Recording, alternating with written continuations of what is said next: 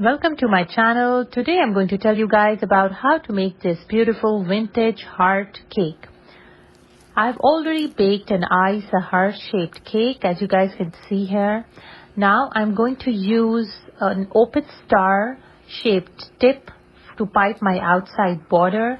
Now this is a Wilton 360 tip. You can use whatever tip you have. You don't need a certain brand, but you can use an open star tip to pipe this outside border. So now I'm just going to start off with the middle of the heart, and I'm just going to do one side like I've just done here. Now what you do is you go on the other side, start from the center again, and start piping towards the middle of the heart.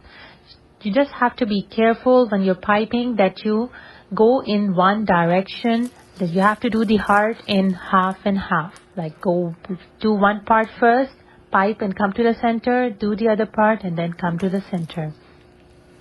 You're done with your outside border. Now next up, I'm going to use a white buttercream icing to pipe on the inside.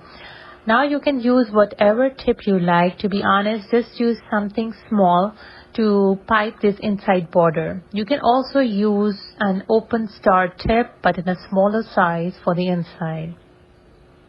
So I'm just going to go all around. My border is already piped. I'm just going to go and pipe around this border. So you already have an outline. You're just going to go all around the outline. So your first outline is important. You just need to be careful that you pipe that first. And this design honestly is very forgiving. You can use whatever tip you like and you can pipe as many layers as you like. The more layers you put on this cake, the prettier it looks.